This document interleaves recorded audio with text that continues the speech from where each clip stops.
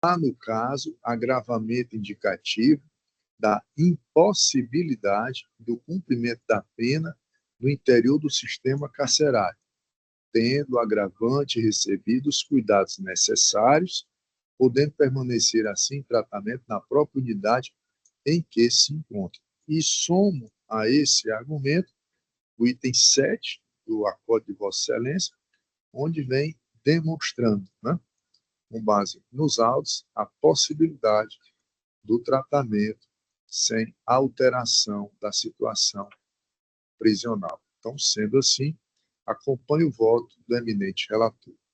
Olho o voto da desembargadora Lígia. Com a relatoria. Proclamo, assim, o resultado. A primeira Câmara Criminal, por unanimidade, conheceu do agravo de execução penal, negando-lhe provimento. Na sequência, Obrigado. agradecemos também, passamos agora para as sustentações virtuais, chamando, em sede de extra pauta, o item 8, habeas corpus. Do item 8, extra pauta.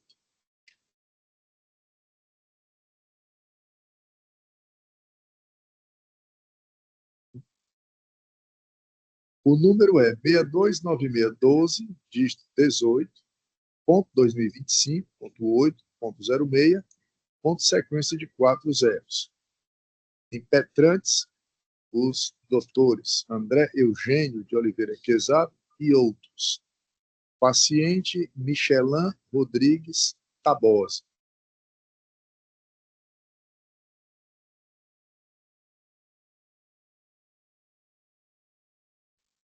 Boa tarde, Excelência.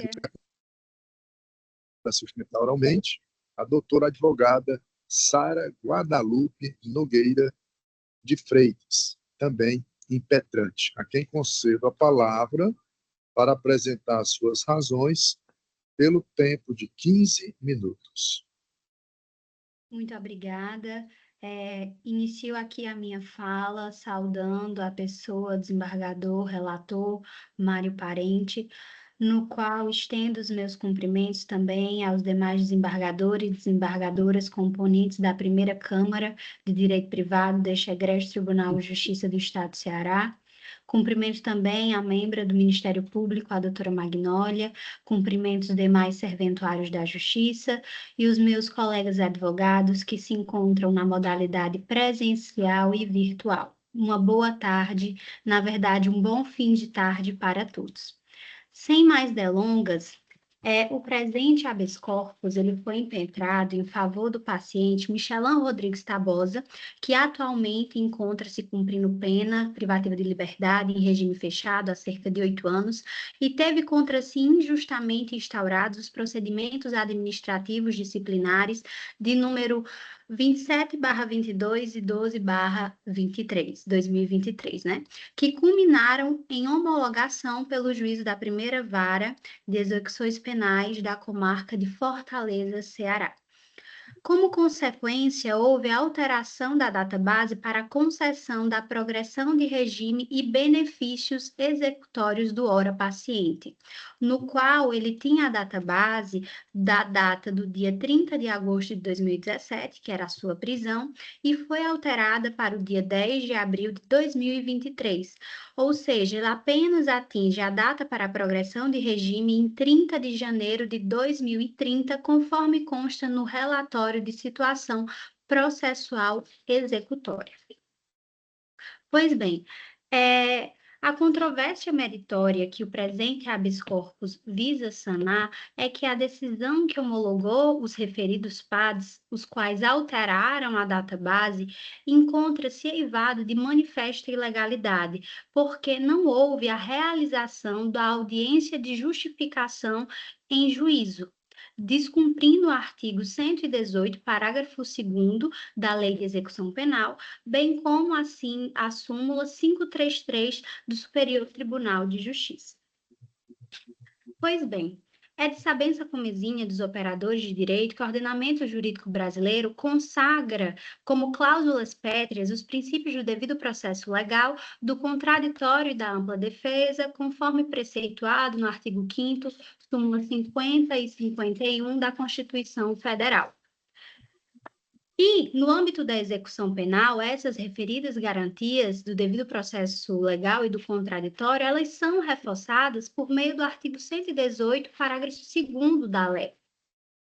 E, nesse mesmo sentido, também é sedimentada a jurisprudência do Superior Tribunal de Justiça, no qual é pacífica, no sentido de que a oitiva judicial do reeducando é condição de validade da decisão que altere a sua data-base para a progressão de regime, sob pena de nulidade absoluta do referido ato, sendo insuficiente a mera oitiva administrativa. E aí, no meio do habeas corpus, nós colacionamos diversos precedentes do STJ.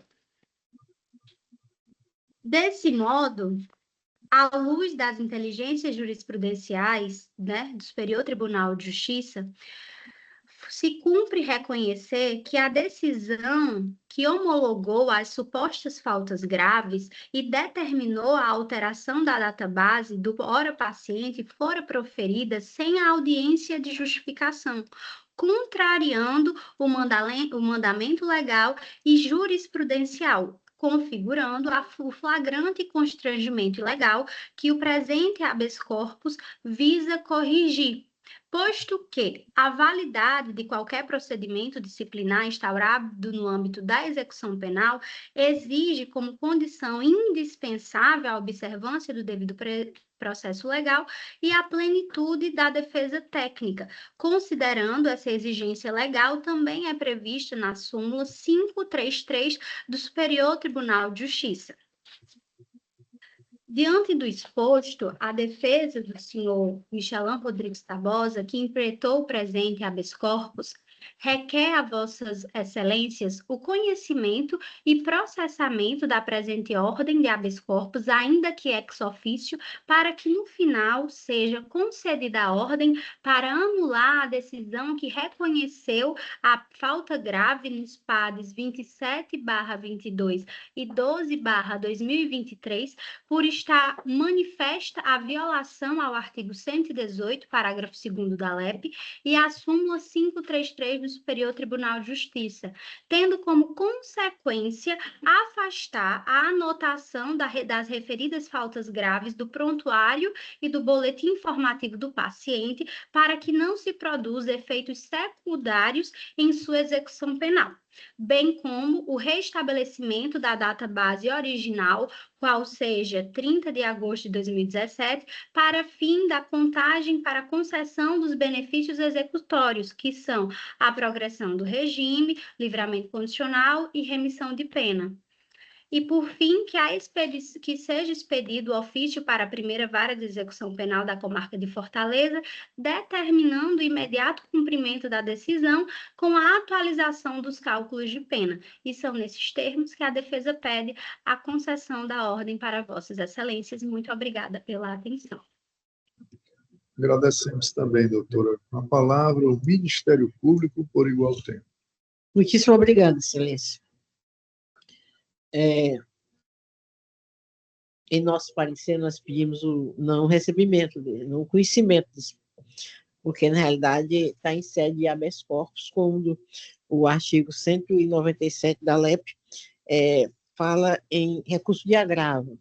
Por quê? Por que agravo? Porque dá a chance do juiz natural ter acesso. E o habeas corpus aqui não teve essa chance, então não há esse tipo de previsão para avaliar todos esses detalhes ditos pela excelentíssima senhora advogada. Desta forma, excelentíssimo senhor desembargador Mário Parente, vamos insistir pelo não conhecimento do habeas corpus, pelos motivos já ditos em nosso parecer de folhas 28 a 37 dos autos. Sem mais acréscimos, retorno a palavra a Vossa Excelência. Pois não. passo a leitura do projeto de emenda. Há duas questões em discussão. A primeira delas, definir se é cabível habeas corpus como via adequada para discutir nulidade em procedimentos de execução penal. E a segunda, determinar se a ausência de audiência de justificação nos PADs configura nulidade insanável à luz da garantia do contraditório e da ampla defesa. E aí digo, o habeas corpus não é via adequada para impugnar decisões proferidas em sede de execução penal, cuja matéria deve ser veiculada por meio do recurso próprio, conforme orientação consolidada nos tribunais superiores. Mesmo em face disso, eu venho dizendo, porque excepcionalmente sabe-se que pode-se ter o habeas corpus, mesmo conhecendo, mas concedendo de ofício, se há, né, uma flagrante ilegalidade, né, já demonstrada de plano, o que não é o caso. Mas venho dizendo, a decisão que homologou os PADs já foi objeto de análise por esta primeira Câmara Criminal em agravo de execução julgado em 24 de abril de 2024, que concluiu pela regularidade dos procedimentos e inexistência de nulidade, configurando coisa julgada material. Não há flagrante ilegalidade a ser reconhecida de ofício, tendo em vista que nos PADs números 27 de 2022 e 12 de 2023 fora assegurado o contraditório e a ampla defesa, com atuação de defesa técnica durante os interrogatórios, conforme registro nos autos, eventos 51 e 61 do CEU. A ausência de audiência de justificação não enseja nulidade automática do procedimento. É bem verdade, deve ter esta audiência de justificação? Sim. Mas se não houver, não quer dizer que, inexoravelmente, o procedimento seja nulo, desde que respeitados os direitos fundamentais da defesa, como ocorreu no caso, conforme a jurisprudência dos tribunais superiores. No caso, houve o direito ao contraditório, à ampla defesa, em face do processamento dos PADs, né? E aí entendo que não há nulidade flagrante a ser reconhecida em sede de habeas corpus. O voto é pelo não conhecimento. Olho o voto da desembargadora Lígia. Confirmo meu voto provisório com o relator. Como voto a desembargadora Lira. Com Vossa Excelência. Proclamo assim o resultado. A primeira Câmara Criminal, por unanimidade de votos, não conheceu da ordem de habeas corpus. Item 19 do roteiro extra pauta. Habeas corpus de número 629276, dígito 14.2025.8.06, sequência de 4 zeros. Impetrante Anderson Rodrigues dos Santos. Paciente Osvaldo Ferreira da Silva Filho. Impetrado juiz de direito da 4ª Vara Criminal de Caucaia. Sob relatoria da desembargadora Lígia. Inscrito para sustentar oralmente o doutor advogado Anderson Rodrigues dos Santos, a quem concedo a palavra pelo tempo de 15 minutos. Bom, não constatamos a presença do doutor Anderson. Mais uma vez, chamo o nobre advogado Anderson Rodrigues dos Santos para, se estiver presente, acusar o seu comparecimento ou alguém que possa substituí-lo com poderes para sustentar oralmente. Não havendo manifestação, esse processo será julgado ao final da sessão, sem sustentação oral. O próximo é o item 32 do roteiro. Item 32. Habeas corpus de número 628956, dígito 61.2025.8.06, ponto sequência de 4 zeros. Impetrante Flávio Uchoa Batista Filho, paciente LAR. Impetrado, juiz de direito da Vara de Delitos e Organizações Criminosas da Comarca de Fortaleza. Relatoria do desembargador Carneiro Lima. Inscrito para sustentar oralmente, Sua Excelência, o doutor advogado Flávio Uchoa Batista Filho, a quem concedo a palavra pelo tempo de 15 minutos. Obrigado, Excelência. Estão me ouvindo? Sim. Inicialmente, meus cumprimentos ao senhor presidente desta Câmara Criminal, doutor Mário Parente. Meus cumprimentos também ao desembargador relator, doutor Carneiro Lima, e os meus cumprimentos à desembargadora que compõe a trinca julgadora, doutora Lígia. Meus cumprimentos aos serventuários da Justiça, doutora Procuradora de Justiça, Defensoria Pública, aos advogados que ainda estejam presentes e todos os demais que estão acompanhando a sessão. Venho a esta tribuna, em breves palavras, destacar a gravidade e a urgência do constrangimento ilegal que atinge o paciente, que aí não vou relatar o nome em virtude do sigilo processual. Advogado, condenado a 22 anos de reclusão, que permanece preso, sem o direito de recorrer em liberdade por força de um processo absolutamente nulo desde sua origem. Antes de adentrar aos fundamentos do habeas corpus, gostaria de deixar registrado que o processo originário, o paciente era patrocinado pelo Dr. Silvio Vieira, infelizmente, por infortúnios da vida, não está mais aqui no nosso meio, e hoje eu estou nessa missão de ser o sucessor dele, tanto no processo originário como nesse habeas corpus, e espero buscar o êxito, fazer justiça em sua memória. Excelências, o cerne do presente habeas corpus é o reconhecimento da nulidade absoluta da decisão que autorizou a busca e a apreensão que deu origem a toda essa persecução penal. Essa decisão foi proferida pela terceira vara da comarca de Maranguape, juízo absolutamente incompetente para processar os fatos relacionados à organização criminosa, cuja competência é exclusiva, desde a Lei Estadual 16.505 de 2018, que alterou a organização judiciária, criando a Vara de Delitos de Organização Criminosa da Comarca de Fortaleza. É importante destacar que há diversas decisões deste tribunal que, quando há um conflito de competência negativo entre uma vara comum e a vara especializada de delitos, né, de organização criminosa, e desde que envolvam algo nesse sentido, da organização criminosa, é pacífico um entendimento desta corte que a competência é da vara especializada. Portanto, estamos diante de uma clara violação indireta ao princípio do juiz natural previsto no artigo 5º, inciso 53 da Constituição Federal, uma garantia fundamental que é cláusula pétrea e de ordem pública, sendo a matéria do presente habeas corpus matéria de ordem pública que pode ser conhecida a qualquer momento.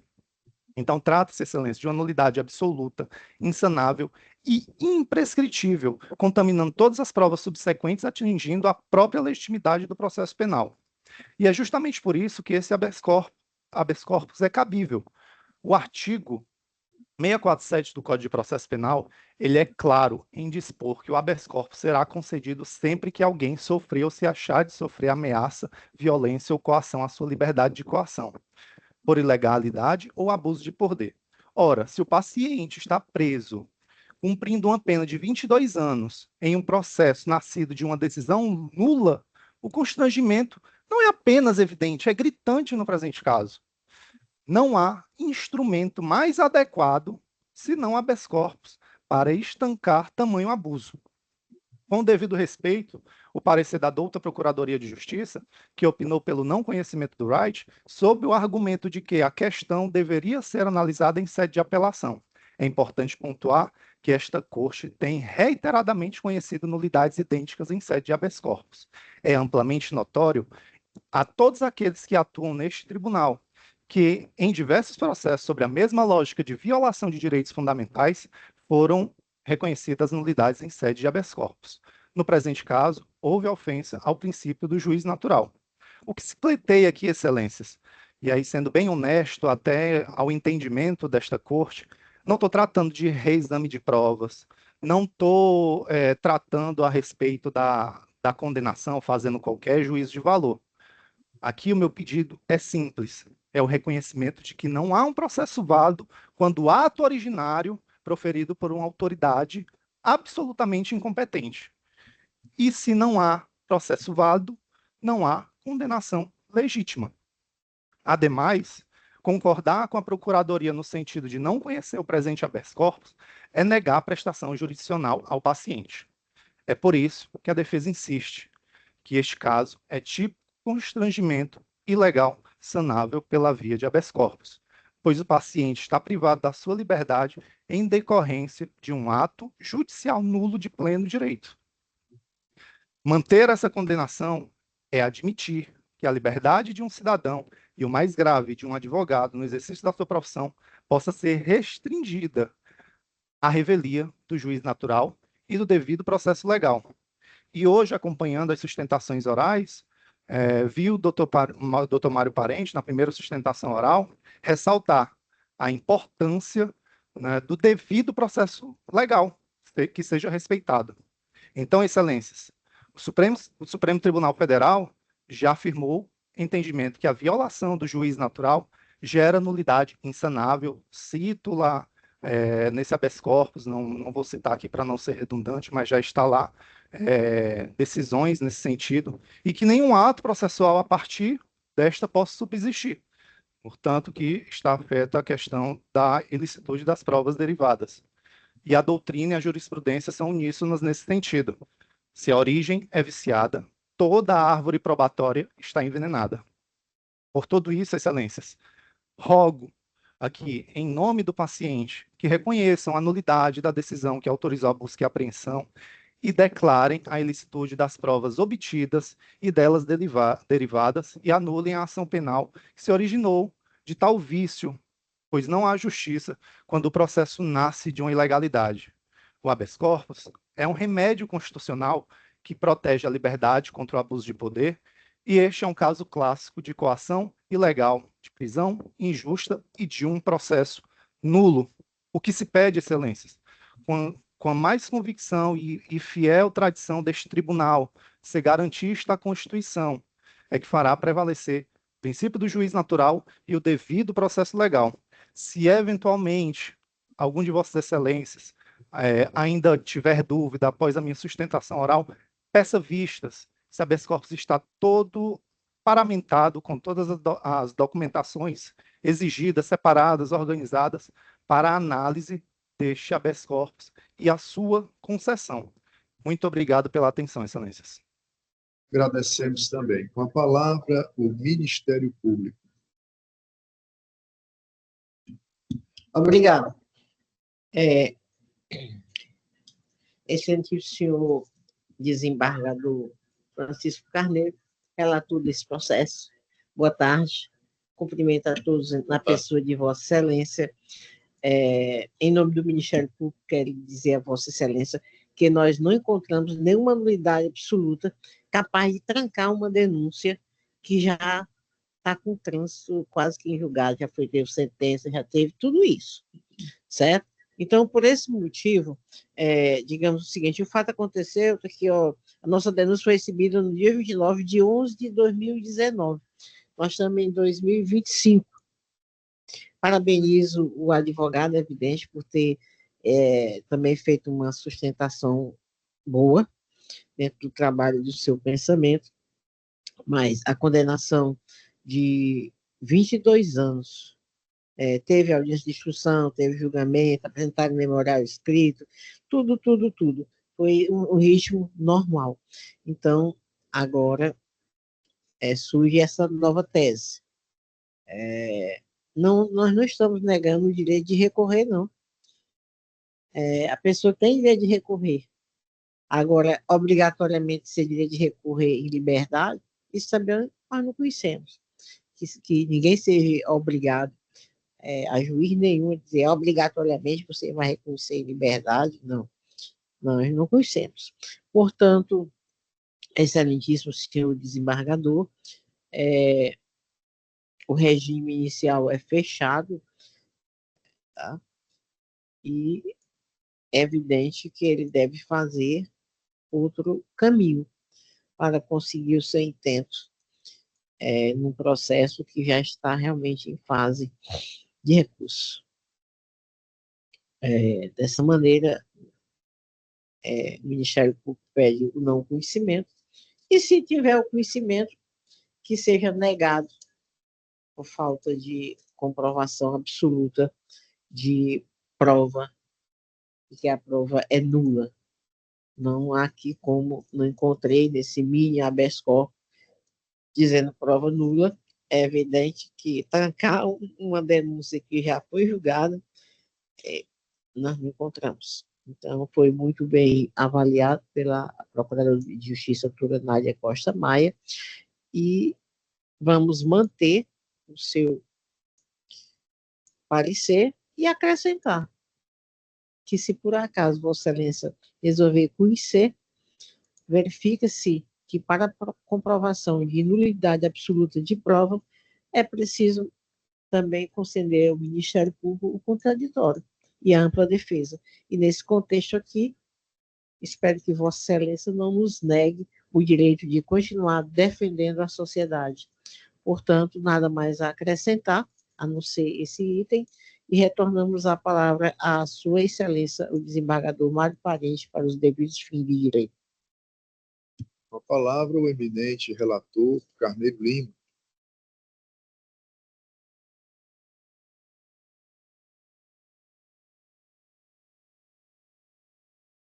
Direito processual penal, habeas corpus. Integrar organização criminosa armada, tráfico de drogas, associação para o tráfico de drogas, nulidade da decisão de busca e apreensão por autoridade incompetente. Matéria afeta ao recurso de apelação criminal. Inadequação da via eleita. Recurso de apelação pendente. Princípio da unirrecorribilidade. Ordem não conhecida. Caso e exame. Habeas corpus com pedido de liminar impetrado em favor do paciente Lucas Arruda Rolim, condenado nas tenases do artigo 2º, parágrafos 2º e 4º, inciso 2, da Lei número 12.850/2013, nos artigos 33 e 35, da Lei número 11.343/2006, apontando como autoridade coatora juiz de direito da Vara de Delitos e Organizações Criminosas da Comarca de Fortaleza. Questão em discussão. 2. As questões de discussão consistem em analisar se há flagrante legalidade cabível ser assinada por esta via quanto às matérias afetas à apelação.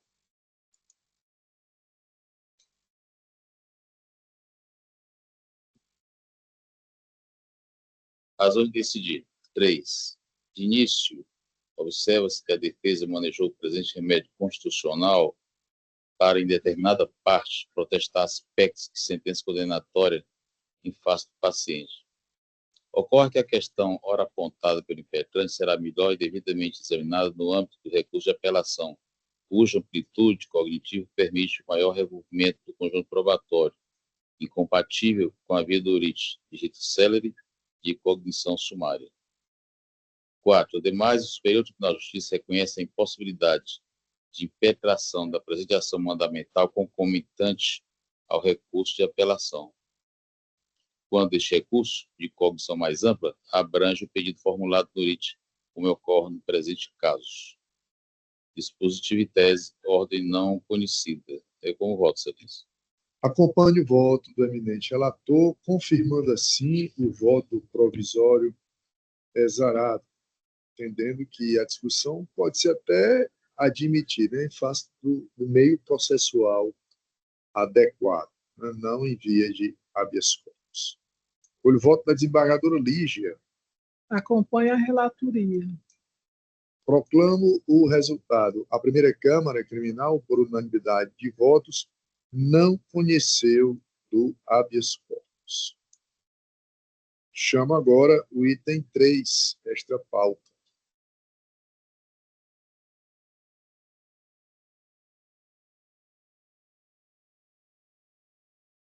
habeas corpus de número 62.9281, dígito 36, ponto 2025.8.06, ponto sequência de 4 zeros.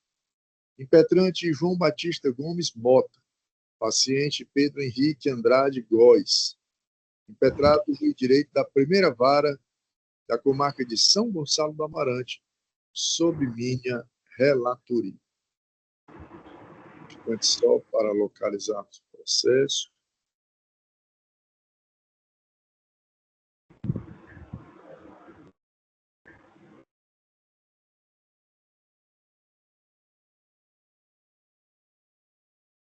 Inscrito para fazer sustentação oral, Sua Excelência, o doutor advogado João Batista Gomes Mota, a quem concedo a palavra pelo tempo de 15 minutos.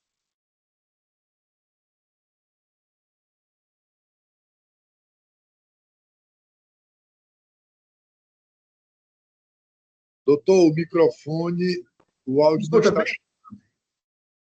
Me escuta bem agora? Agora sim. Muito obrigado, Excelência. Egrégia Câmara, colega turma, nobres julgadores, o meu cumprimento ao senhor presidente desembargador Mário Parente Teófilo Neto.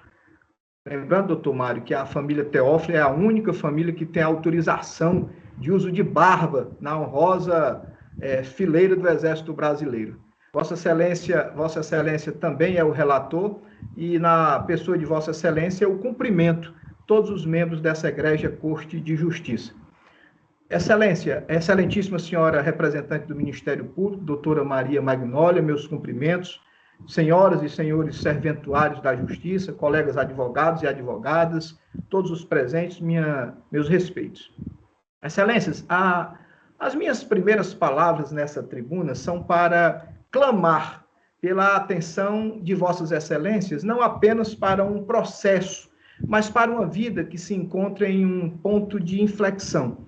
O presente habeas corpus, Excelências, impetrado em favor de Pedro Henrique Andrade Góes, é mais do que uma peça processual, é um pedido de socorro contra um constrangimento ilegal que se agrava a cada dia e que, como demonstrarei, repousa sobre uma base probatória perigosamente frágil.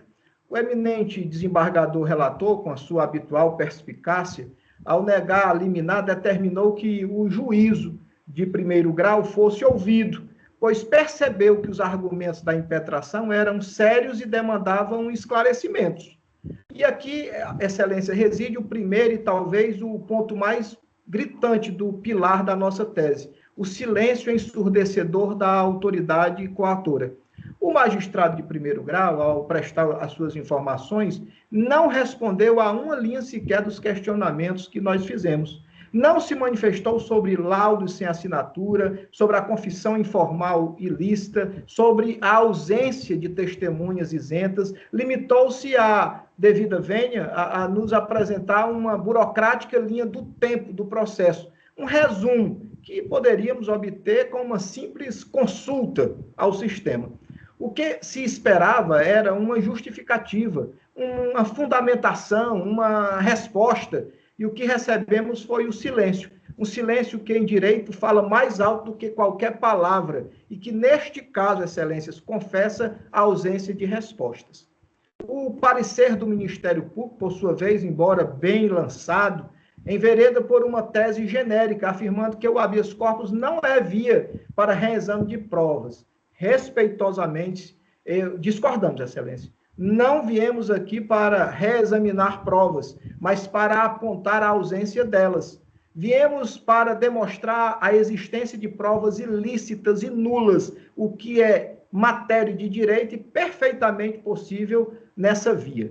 Mas as ilegalidades, Excelência, começaram, foi muito antes. Elas remontam a próprio nascedouro da prisão preventiva, em uma audiência de custódia que foi um verdadeiro teatro de absurdos, marcadas por uma sessão de nulidades.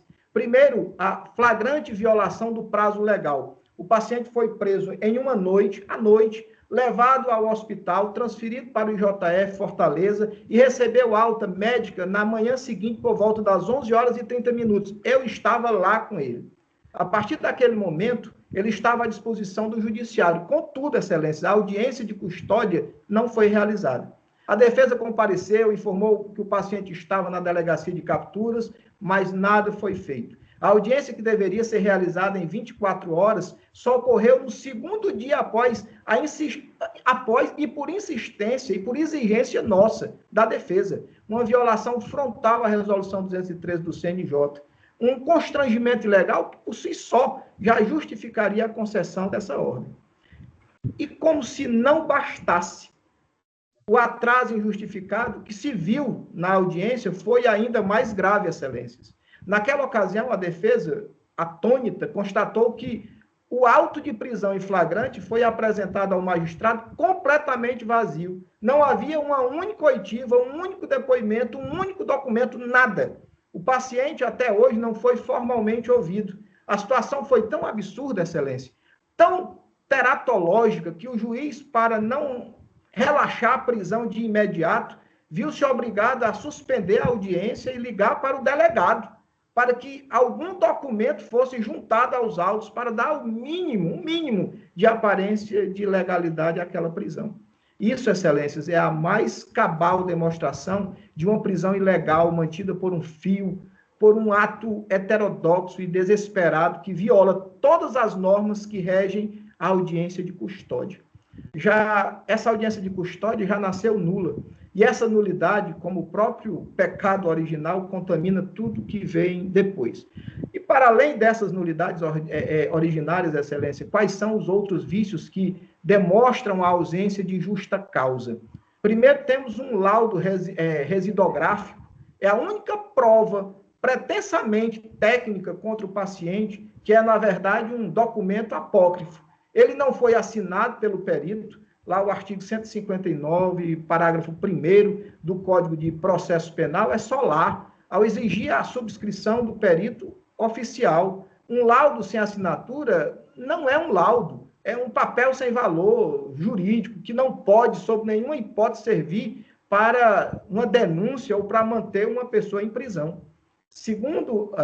O segundo ponto, a acusação se ampara em uma suposta confissão informal, uma confissão obtida sobre custódia policial, sem a presença de um defensor, sem a observância de qualquer formalidade. O Supremo Tribunal Federal, o Superior Tribunal de Justiça já pacificaram o entendimento de que tal prova é ilícita e imprestável. É um resquício de um sistema inquisitorial, excelências, que a nossa Constituição de 88 lutou para sepultar. Permitir que uma acusação se sustente sobre isso é retroceder a décadas na história do direito de garantias fundamentais. Terceiro, onde estão as testemunhas, excelência? Não existem testemunhas, apenas fala dos policiais. É absolutamente vergonhoso. E como se tudo isso não bastasse, excelências, o que nós temos aqui é o colapso completo da atividade investigativa. É um cerceamento de defesa sistemático e deliberado.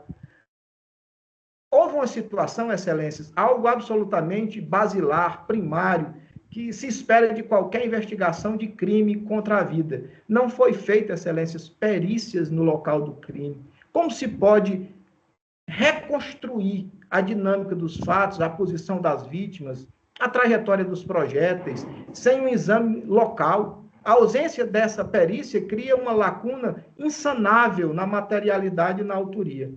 E, por fim, excelência, e talvez ainda mais grave, é a forma como o Estado ativamente impediu a defesa de produzir suas provas. Desde a audiência de custódia, esta defesa clama pelas imagens, as imagens das câmeras de segurança do hospital, que poderiam esclarecer as circunstâncias da prisão. O juiz da custódia determinou a busca dessas imagens, o juiz natural da causa posteriormente também determinou, e o que foi que aconteceu, excelências? Nada. A ordem judicial foi duplamente ignorada. A polícia judiciária simplesmente não cumpriu a determinação, e o mais chocante, o próprio Ministério Público, na denúncia, admite que as imagens se perderam com o tempo. Ou seja, o Estado falha em investigar, ignora ordens judiciais e, ao final, reconhece que a prova que poderia inocentar o paciente foi perdida por sua própria inércia. Isso não é apenas uma falha. É uma afronta direta ao direito de defesa, é negar ao acusado a chance de provar sua inocência. Tudo que a defesa solicitou foi, na prática, negado. As ordens foram dadas, mas nunca cumpridas. Estamos diante de um cenário onde a busca pela verdade foi substituída por uma corrida pela condenação, a qualquer custo. Excelências, a soma de tudo isso, desses vícios, não deixa outra conclusão. Não há justa causa para esta ação penal. A denúncia está lastreada em um castelo de cartas que desmoranda ao primeiro sopro do contraditório. E é aqui, Excelências, que se encerra a técnica. E eu gostaria de perguntar a Vossas Excelências sabem quem é o Pedro Henrique Andrade Góes. Ele é um jovem que, dias antes de ser preso, recebeu a notícia que poderia mudar sua vida. Ele havia sido aprovado em uma seleção pública da Prefeitura de São Gonçalo do Amarante. Ele tinha um futuro, uma esperança, a chance de um emprego digno, de construir uma vida longe das dificuldades financeiras que vive.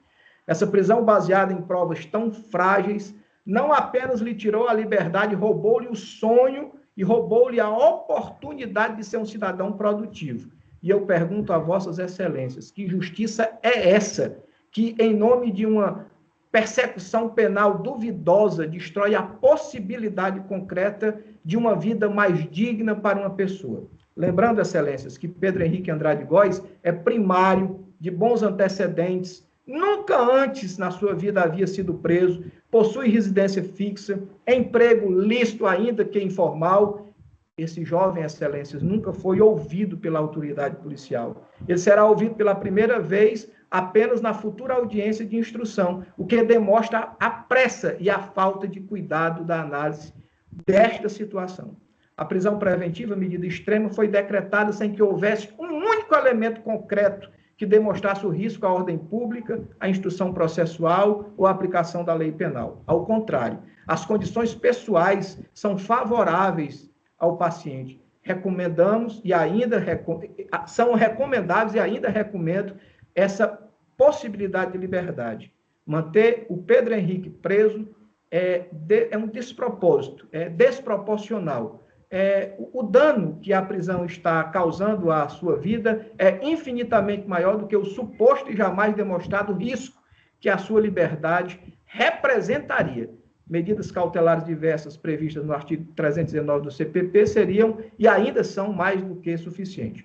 Por todo o exposto, Excelência, a defesa clama pela sensibilidade, pelo senso de justiça dessa colenda Câmara, clama para que reconheçam o silêncio do juízo de piso com uma confissão da ausência de resposta, clama que declarem a nulidade das provas que sustentam a acusação e, acima de tudo, clama para que devolvam a Pedro Henrique não apenas a liberdade, mas a chance de reconstruir o seu futuro. Requer-se, portanto, a concessão da ordem de habeas corpus para que seja trancada a ação penal, manifesta a ausência de justa causa, subsidiariamente, este caso não seja o entendimento de Vossa Excelência, que seja revogada a prisão preventiva do paciente com a aplicação das medidas cautelares que Vossas Excelências entendam necessário. É o que requer como medida de mais lídima e urgente justiça. Muito obrigado pela paciência e a tolerância de Vossas Excelências. Agradecemos também, doutor, com o direito de fala, o Ministério Público por igual tempo. Obrigado, Excelência. Nosso parecer inicial já foi pelo conhecimento. Vamos pelo conhecimento, recurso por preencher os seus requisitos obrigatórios para conhecer. Boa tarde, doutor advogado. Pega aqui, Excelência, o seu nome, que é João Batista Gomes Mota. Boa tarde, doutor João Batista. Aqui no meu computador não consigo ver Vossa Excelência, mas consegui ouvir muito bem. O cliente de Vossa Excelência, o paciente de Vossa Excelência, o senhor Henrique Andrade Góes, ele é acusado em nossa denúncia, e nós temos como comprovar isso aí, de ter causado lesões que atingiram e conseguiu morrer, evidente, dessas lesões, morreram realmente. Não tinha por que morrer. Eu não acho que uma pessoa indo cobrar dívida de droga de R$ 100, e o resultado dessa cobrança seja a morte do senhor Francisco Antônio Mendes Pereira e do senhor Francisco Gilmar Barbosa da Silva. Então, 2 vítimas, homicídio doloso por uma insignificante dívida de R$ 100 referente à venda de drogas. É o que está constando aqui nos autos. A vítima, Francisco Gilmar, tentou ainda reagir, mas não conseguiu. Teve os tiros provocando ferimentos mortais. É evidente, Excelência, que o habeas corpus é um local que já se leva prova pronta, tipo líquido e certo. Aqui não é líquido e certo. Há indício, sim. Existe laudo que comprova a existência de pólvora. Uso, quer dizer, uso de arma de fogo. Uso de arma de fogo. Há indício suficiente para a nossa denúncia prevista no artigo 41 do Código de Processo Penal, preenchendo todos os requisitos ali existentes. Portanto, existe justa causa para apurar o homicídio, 2 homicídios seguidos, dois, por motivo torpe, motivo aqui, 1 e 2, com agravantes e tudo mais. É evidente que essas provas, como deseja o senhor advogado, só vamos ter no curso da instrução. É no curso da instrução que vamos ouvir, é no curso da instrução que vamos apresentar testemunha, e, sem dúvida nenhuma, como é um caso que vai ao Tribunal Popular do Júri, é exatamente no Tribunal Popular do Júri que vamos chegar a um denominador comum, se há ou não autoria. Assim, materialidade existe, são 2 cadáveres, motivo insignificante, R$ 100 por compra de droga, para 2 falecimentos de 2 cidadãos. O Ministério Público insiste na defesa da sociedade, insiste em trazer a paz a todos, pelo bem, sem morte desse tipo, para que as pessoas não fiquem tudo prejudicadas. Então, pedimos a Vossa Excelência, excelentíssimo desembargador Mário Parente Teófilo, mais uma vez, que dê conhecimento ao habeas corpus, mas no sentido de negar, por ausência de provas capazes de ilidir a justa causa demonstrada pelo Ministério Público ao preencher todos os requisitos do artigo 41 em sua denúncia recebida em juízo. É o que nós temos a acrescentar e, novamente, a insistir, respeitando a memória dos falecidos Francisco Antônio Mendes Pereira e Francisco Gilmar Barbosa da Silva. É como requer o MP. Pois não. Passarei a leitura do projeto de emenda, dizendo: 5 são as questões em discussão. Verificar se a decisão que decretou a preventiva carece de fundamentação idônea. Segunda, definir se a denúncia é desprovida de justa causa por ausência de materialidade delitiva. Terceira, avaliar a existência de licitude nas provas que sustentam a acusação. 4, apurar eventual cesseamento de defesa por indeferimento de diligências e perda de provas. 5, examinar a suposta ausência de fundamentação na decisão de recebimento da denúncia. Nas razões de decidir, eu venho lembrando que a legalidade da prisão preventiva já foi analisada em habeas corpus anterior, notadamente o habeas corpus de número 623594, dígito 78.2025.8.06, ponto sequência de 4 zeros, julgado por esta primeira Câmara Criminal, caracterizando assim coisa julgada, sendo, portanto, inadmissível a rediscussão da matéria tocante à legalidade da prisão. Quanto à arguição em torno da denúncia venho entendendo que a denúncia preenche, sim, os requisitos do artigo 41 do CPP, contendo descrição circunstanciada do fato, classificação jurídica e elementos indiciários mínimos de autoria e materialidade, não se revelando temerária ou inepta numa análise em sede de habeas corpus. E aqui, abre um parênteses para oralmente acrescentar, né? Nós não podemos processar e julgar um habeas corpus como processamos e julgamos um recurso em sentido estrito ou uma apelação, né? Nós temos que analisar o habeas corpus dentro da visão rasa, que é da própria natureza desse instituto, que para ser concedida a ordem exige uma flagrante, notória ilegalidade que comprometa o direito de liberdade em decorrência de um abuso de poder, né? Então, o nosso exame ele é delimitado dentro desse cenário e não podemos processar o habeas corpus, na verdade, como um recurso, né? A fim de analisarmos todos os atos processuais, para aferirmos a sua legalidade ou não. Para isso, existem os recursos apropriados.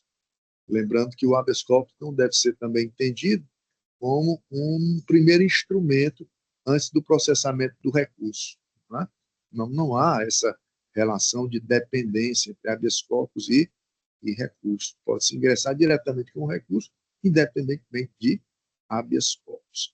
Pois bem, fechando esse parênteses oral, retorno ao projeto de emenda dizendo: a existência de diligências complementares no curso da persecução penal não configura tentativa indevida de, aspas, consertar o inquérito, sendo admissível a complementação probatória após o oferecimento da denúncia, conforme o princípio da busca da verdade real.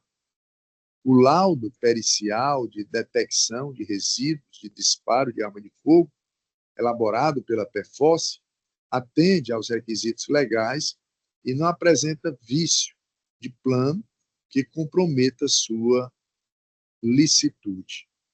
A confissão informal colhida sem a presença de advogado, embora de validade questionável, não é a única prova constante nos autos e deve ser analisada no conjunto probatório sem comprometer a justa causa da ação penal.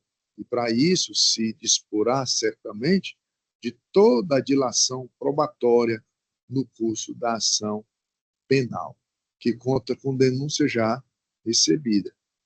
O pedido de acesso às imagens de câmeras de segurança foi deferido e está em fase de cumprimento, inexistindo omissão judicial que configure cesseamento de defesa. A decisão de recebimento da denúncia está suficientemente fundamentada com a devida análise dos pressupostos legais do artigo 41 do CPP, onde se exige, nesse momento, a prova da materialidade e indícios de autoria. A prova nós deveremos ter, a prova analisada exaustivamente, deveremos ter só ao final, né? E não no início do processo. A ausência de hipótese de absorção sumária, sendo incabível, nessa fase, o exame aprofundado das teses defensivas. Ordem parcialmente conhecida e, na extensão, denegada. É o voto. Olhe o voto da desembargadora Lígia. Com a relatoria. Olhe o voto da desembargadora Lira. Eu também, Excelência. Proclamo o resultado. A primeira Câmara Criminal, por unanimidade de votos, conheceu parcialmente do habeas corpus para denegar. Obrigado, Excelência. Agradecemos também. Bem, já são 18h08, né? Já passamos do horário do expediente, faltam ainda parece que 6 processos, né, de sustentação a serem julgados. Eu proponho nós julgarmos mais um, o próximo processo, e adiarmos a sessão para o julgamento dos demais.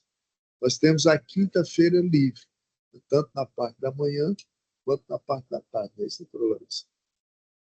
Então, sugiro na quinta-feira à tarde nós continuarmos com o julgamento desses 5 processos. Deve ser uma sessão rápida, né? Mas que não tão rápida assim, né? A ponto que nós estamos já adiando aqui, considerando que são 15 minutos cada sustentação para a defesa, né? Mais 15 para a acusação. Bem, proponho na quinta-feira às 14 horas. Estão de acordo? Algum problema? De acordo. Desembargadora Lígia. Desembargadora Lira, Vossa Excelência está de acordo? Quinta-feira, 14 horas, para nós darmos sequência, julgaremos mais um e os restantes na quinta-feira. Pode ser para Vossa Excelência? Tá certo, Excelência. Muito bem. Pode ser. Peço à doutora Larissa, que já comunica pelo chat, né? Mas já adianto aos advogados que nos acompanham remotamente que julgaremos o próximo e os demais que seriam julgados nesta sessão ficam adiados para quinta-feira, a partir de 14 horas, seguindo a mesma ordem que consta no presente roteiro, sem inclusão de nenhum outro processo a mais. Chamo agora o item 23, esta pauta. Item 23. Habeas corpus de número 629348, dígito 98.2025.8.06, ponto sequência de 4 zeros. Impetrante Bruno Bertini da Silva Peixoto e outros. Paciente Maurício Gomes da Paz. Impetrado, juiz de direito do 4º Núcleo Regional de Custódia de Inquérito, sede Calcaia. Relatoria da desembargadora Lígia. Inscrito para sustentar oralmente, escrita, a doutora Maria Valdilânia Bezerra Viana, a quem concedo a palavra pelo tempo de 15 minutos. Excelência, eu gostaria de saber se é porque a minha beca ela ficou no Juazeiro do Norte, mas eu estou com um blazer parecido com a beca, se há possibilidade, porque me exigiram uma beca, né? E eu não tive condição de, aqui em Fortaleza, de estar com uma. Aí, se o senhor me autoriza a fazer a sustentação só com o meu blazer.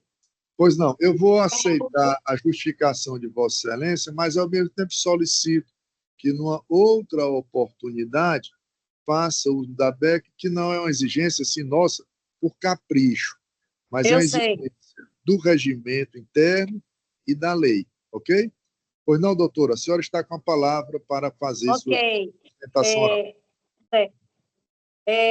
Eu venho aqui, excelentíssimo senhor presidente Mário Parente, saudar a todos, né, que estão aqui, os desembargadores, na pessoa do presidente. Venho saudar o nobre procuradora, doutora Magnólia. Venho saudar os serventuários da Justiça. Venho saudar os nobres advogados que ainda consistem aqui, estão presentes. E venho saudar os demais que estão assistindo esse julgamento, que não são advogados, mas são assistentes de alguns advogados. Nesse momento, eu estou aqui na união de 2 habeas corpus, que o meu habeas corpus eu dei entrada anterior, dia 26/9, mas a doutora Tayane, com outro advogado, também reforçou um outro habeas corpus. Então, eu fiz um pedido e juntamos os habeas corpus. E aqui eu faço a sustentação oral em prol dos 2 habeas corpus. A defesa, ela vem pleiteando o direito de Maurício Gomes da Paz responder este processo em liberdade. Por quê? Porque ele foi questionado pela junta policial do policial lá de Paraipaba no horário de 22 horas e 30 minutos, um horário que ele estava na mercearia de sua mãe, e ali estava em companhia de sua esposa, e foi abordado dentro da mercearia, sem uma ordem judicial, sem nenhuma determinação legal, simplesmente a polícia chegou e abordou ali na mercearia. E como ele estava, ele não tinha nada com ele, mas eles insistiram e até a residência dele, que era ao lado da mercearia, ele foi, né? E ali encontraram realmente uma pequena quantidade de chamada crack. Por quê? Porque ele é um dependente químico e tinha essa quantidade de droga em casa, mas juntamente porque ele fazia uso dessa droga em conjunto com seu cunhado. No seu depoimento em delegacia e tanto na audiência de custódia, ele reconhece o seu uso da dependência química e diz claramente que era tanto dele como de uma pessoa, que ele guardava ali para que usasse pela madrugada. A quantidade, ela não é uma quantidade que se leve ao tráfico de droga, é uma quantidade que dá para um dependente químico usar por algumas horas ou por 2 ou 3 dias, para não estar aquele ida e vinda em uma bocada comprando droga. Então, o Maurício, ele é um dependente químico, juntamente com seu cunhado. Mas, naquele momento, a polícia não quis entender dessa forma.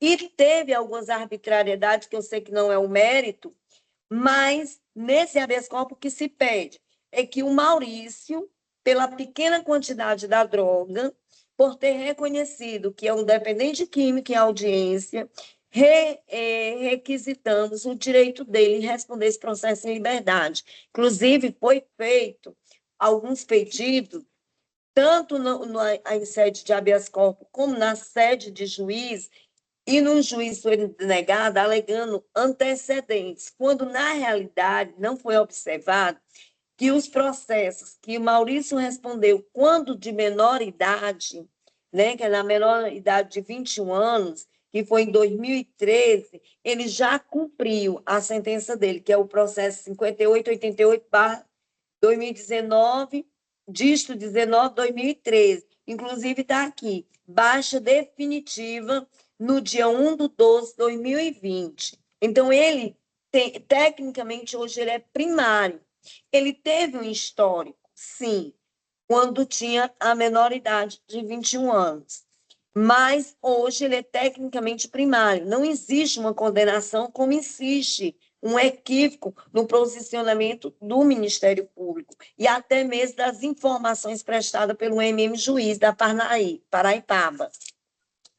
Então, a defesa vem solicitar a esta corte para que dê oportunidade ao Maurício de transformar sua prisão preventiva em uma medida cautelar que não vai frustrar a instrução criminal, não vai tumultuar o processo, porque a lei hoje permite essa substituição dessa medida cautelar, ele responder esse processo em liberdade, e tendo em vista ainda que não foi discriminada, pelo menos na denúncia, não foi discriminada a quantidade da droga. Tanto que o próprio Ministério Público diz o seguinte, que ingressou no imóvel, na ocasião em que ele encontrava crack e cocaína, né? Mas ele não diz a quantidade da cocaína, nem diz a quantidade do crack. Então, é uma ilegalidade também na denúncia. Há uma ilegalidade. No dia da audiência de custódia, foi questionado a arbitrariedade dos policiais. Abordar no âmbito da mercearia, a polícia poderia até abordar, mas não encontraram nada. Não foi encontrado nada. Simplesmente os policiais forçaram ao seu Maurício a ir até a sua residência. Inclusive, eu sei que é matéria de mérito, que iremos provar, através de testemunhas, que até os policiais quebraram até a câmera de segurança que tinha na entrada da casa dele. Então, assim, ir lá, ao adentrar a casa, sem ordem judicial, às 22h30 da noite, já passando das 9 horas, sem ordem judicial, adentrou a residência de seu Maurício. Lá encontrou, sim, a pequena quantidade. Mas a defesa vem arguindo a ilegalidade da prisão, no meu habeas corpus, vem alegando a imprudência do policiamento e o abuso de autoridade que a polícia ocorreu naquele momento da prisão. A polícia simplesmente queria, porque queria adentrar a residência dele. Não tinha mais ordem para aquele horário. Então, nem estava em flagrante. Por quê? Porque com o seu Maurício, na mercearia, onde ele estava com a mulher, a esposa dele, estava com a sua genitora e um vizinho, não tinha nada com ele. Então, só foram adentrar a residência dele, encontraram. E ele não negou, olha, está aqui, está a minha residência, mas eu sou usuário e eu guardo essa droga para o meu uso e para o uso de um cunhado, que no caso ele colocou um colega. Mas no processo principal, na minha defesa prévia, eu juntei a declaração do seu cunhado, onde a droga era destinada ao uso pessoal do cunhado e dele.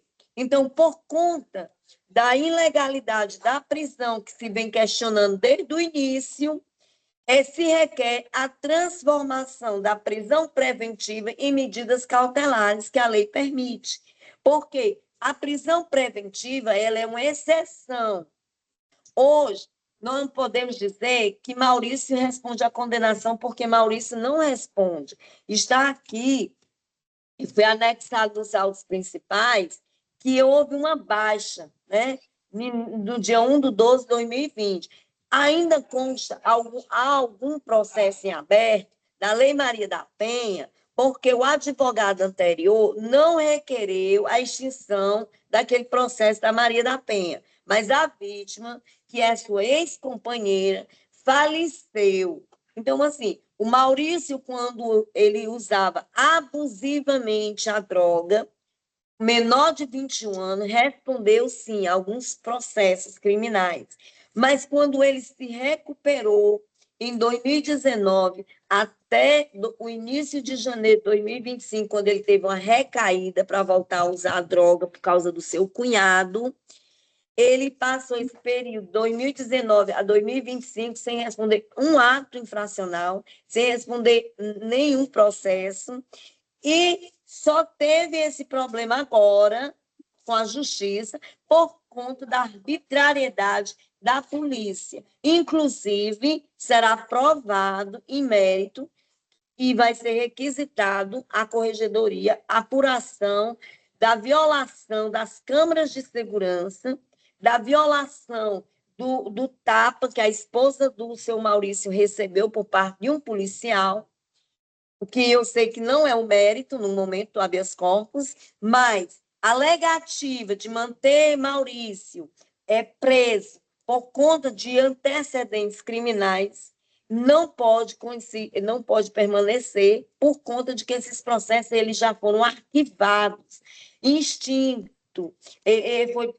Todos eles foram extinguidos. Por quê? Porque ele já cumpriu a pena dele, ele voltou à primariedade, ele voltou aos bons antecedentes, e ele estava cumprindo tudo direitinho, ele estava tendo uma vida regrada, até aquele momento, das 22h30. Então, a defesa vem pedir pela ilegalidade da prisão, pelo reconhecimento, vem requerer a transformação da medida preventiva em medidas cautelares, daí é que a defesa vem insistindo, né, que Maurício responda o processo em liberdade, em sua cidade natal e com a sua tornozeleira, certo? É o que a defesa pede nesse momento, é o que a defesa clama a esta corte, para que ele possa voltar ao seio da sua família e, com isso, ele ter o seu novo tratamento em uma clínica especializada para dependentes químicos e se recuperar dessa recaída que ele teve em janeiro de 2025, que foi voltar a usar a droga por conta da chegada de seu cunhado na Paraipaba. É isso que a defesa pede e agradece a atenção de todos. Agradecemos também, doutora. Com a palavra, o Ministério Público. Obrigado, Excelência. Excelentíssima doutora advogada,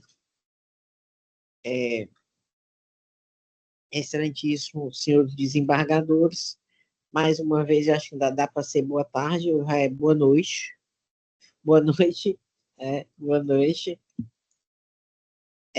O trabalho foi bem realizado aqui pela tribuna, que ocupou há pouco, mas eu devo dizer a Vossas Excelências, e até insistir, que não é possível,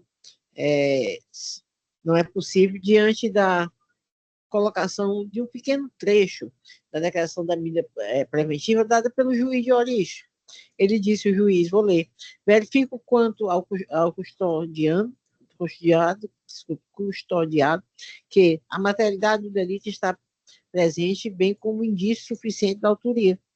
No que concerne à possibilidade de substituição de prisão preventiva por medidas cautelares, diversas estas se apresentam inadequadas e ineficientes às circunstâncias em que se deu a prisão, verificando elementos concretos que bem demonstram a gravidade da conduta perpetrada pela custódia. Haja vista a quantidade, diversidade e natureza das drogas apresentadas nas folhas 06 dos autos, autorizando a conclusão, neste momento, que se apresenta de risco à ordem pública. Entendo ainda que, isoladamente, condições pessoais favoráveis, com primaridade e residência fixa, não representam óbice à decretação da prisão preventiva, sobretudo quanto cristalizados, identificados a necessidade de adequação da medida. Ora, excelentíssimos senhores desembargadores, se o próprio juiz natural, quando recebeu, disse isso em sua medida provisória, na transformação de... Não existe mais a gente falar em prisão em flagrante, já deixou de existir, agora a prisão é preventiva. Flagrante não há mais por que falar, é prisão preventiva. E foi colocada com todos os requisitos de lei, portanto, tudo que foi dito pela defesa em suas razões orais necessita de prova, não há prova suficiente nesse habeas corpus, que é uma via estreita, para que a gente realmente possa opinar em defesa da advogada, tese defendida por ela. A via do habeas corpus é restrita, e nessa via restrita, a prisão preventiva do nosso juiz está perfeita.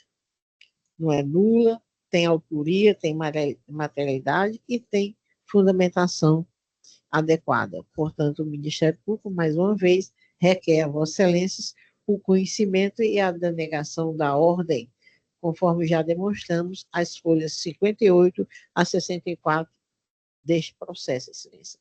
É o que tínhamos a, mais uma vez, insistir, excelentíssima desembargadora Lígia Andrade de Alencar Magalhães, com o devido respeito, Excelência. Obrigada. Retorno a palavra ao doutor desembargador Mário Parente para os devidos fins de direito. Agradecemos. Com a palavra, a eminente relatora, desembargadora Lígia. Boa noite a todos. Eu passo a ler a minha proposta de emenda. Emenda penal e processo penal, habeas corpus, tráfico de drogas, prisão preventiva, alegações de ausência dos requisitos da custódia cautelar, pedir fundamentação inidônea do decreto preventivo, necessidade de garantia da ordem pública, risco de reiteração delitiva, inaplicabilidade das medidas cautelares diversas, irrelevância das condições pessoais favoráveis, Ordem denegada. Caso em exame. Trata-se de habeas corpus impetrado contra ato do magistrado do 4º Núcleo Regional de Custódia e de Inquérito de Caucaia, em razão da decretação da prisão preventiva do paciente. Questão em discussão. As questões em discussão consistem em saber: 1. Se a fundamentação esposada no decreto preventivo é idônea. 2. Se a ausência de demonstração dos requisitos autorizadores da custódia cautelar. 3. Se as medidas cautelares alternativas são suficientes para resguardar a ordem pública. 4. Eventuais condições pessoais favoráveis se mostram relevantes em caso. Razões de decidir. Presente os requisitos do Fomus Commissus Delite e do Perito Libertate, nos termos do artigo 312 do CPP, a decisão que decretou a prisão preventiva encontra-se devidamente fundamentada em dados concretos extraídos dos autos, notadamente a gravidade da conduta, a apreensão de significativa quantidade de entorpecente e a natureza deste, e o histórico criminal do paciente, com condenação transitada em julgado pretérita e risco de reiteração delitiva. A aplicação de medidas cautelares diversas, no caso dos autos, manifesta-se claramente inadequada, afigurando-se proporcional e materialmente necessário à custódia cautelar do acusado para a salvaguarda da ordem pública. Condições pessoais favoráveis, tais como residência fixa e profissão definida, ainda que eventualmente provadas, não autorizam isoladamente a revogação da prisão preventiva se existem nos autos elementos concretos e suficientes a apontar a necessidade da custódia cautelar, como ocorre em caso. Dispositivo, ordem denegada, é como voto. Olho o voto da desembargadora Lira. Com a relatora. Olho o voto do desembargador Carneiro Lima. Com a relatora também, excelência. Proclamo o resultado. A primeira Câmara Criminal, por unanimidade de votos, conheceu do habeas corpus para denegá-lo. Bom, tem mais 2 processos, né, doutora Larissa, que nós ficamos por julgar, já que não houve sustentação oral. O item 3 do roteiro, de habeas corpus, né, extra pauta, de pauta. Item 3 de pauta, que o advogado faltou, né? Então, temos, por unanimidade, o julgamento da primeira Câmara Criminal, parcialmente conhecido e parcialmente provido, o apelo. E o outro é o item 10, né? Não? Ah, perdão, 19. Isso. Item 19, extra pauta. Item 19, extra pauta, por unanimidade, a primeira Câmara Criminal conheceu do habeas corpus para denegar. Mais algum processo? Quantos feitos efetivamente julgados nesta tarde e noite? 143 processos julgados em 4 horas e meia de sessão. Algum registro? Sim, temos um registro, né? Congratulações ao desembargador Carneiro Lima, pelo passagem do seu natalício, domingo passado, né? Obrigado, excelência. Obrigado. Dia 2, né? Mas não podemos deixar de registrar nossa alegria e grande satisfação, né? Pelo dom da vida do desembargador Carneiro e agradecer pelo lanche, né? Que nos foi disponibilizado hoje também aqui para nós da sessão, lembrando essa data tão festiva. Mais algum registro? Não havendo mais nada a consignar, agradecendo a Deus por mais uma tarde de trabalho, né, mais um dia de sessão, declaro encerrados os trabalhos do dia de hoje. Desejando a todos uma boa noite. Boa noite, boa semana.